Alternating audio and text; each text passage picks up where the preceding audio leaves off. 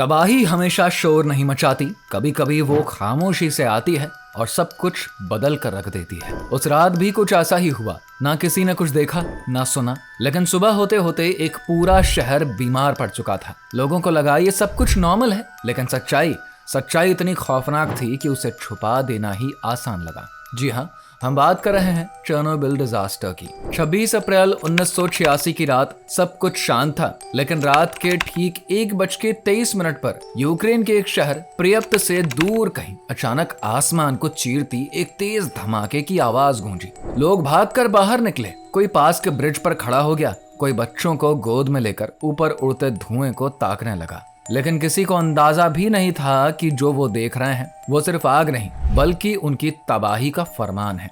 दरअसल प्रियप्त से लगभग 15 किलोमीटर दूर चेरनोबिल टाउन में मौजूद रिएक्टर नंबर 4 में एक टेस्ट चल रहा था। इंजीनियर्स ये जांचना चाहते थे कि पावर कट होने पर टर्बाइन की स्पिनिंग से कितनी देर तक वाटर पंप्स चल सकते हैं। लेकिन इस टेस्ट को करते समय कुछ ऐसा हो गया जो शायद होना नहीं चाहिए था। सिक्योरिटी प्रोटोकॉल को नजरअंदाज किया गया और रिएक्टर के डिजाइन में पहले से मौजूद कमजोरियां इस लापरवाही के साथ घातक साबित हुई। रिएक्टर की पावर पहले अचानक गिर गई, फिर बिना किसी चेतावनी के तेजी से बढ़ने लगी। कुछ ही सेकंड्स में 2 बड़े धमाके हुए। रिएक्टर की छत उड़ गई और आग की लपटें निकल पड़ी।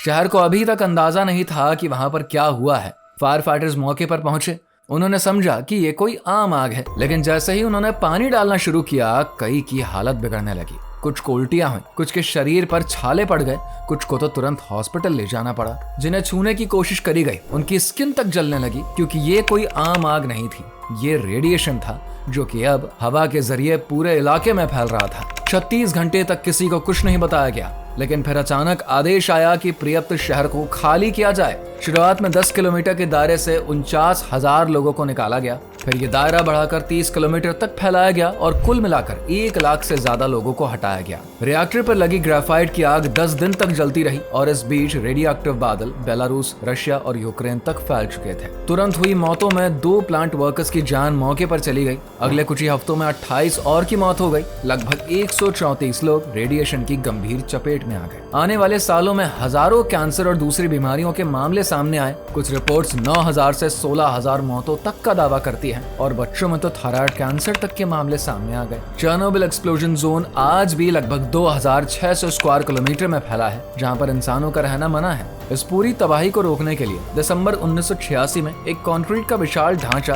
सैक्रोफिगस बनाया गया ताकि रेडिएशन को रोका जा सके, लेकिन ये भी सिर्फ 100 सालों तक ही टिकेगा। वैज्ञानिक मानते हैं कि जोन में अगले 20,000 सालों तक रेडिएशन खत्म नहीं होगा। चेरनोबिल हादसे ने एक चीज तो साबित कर दी कि विज्ञान वरदान जरूर है, लेकिन एक चूक इसे अभिशाप में बदल सकती है। इस बारे में आपका क्या सोचना है, नीचे कमेंट करके जरूर बताइए।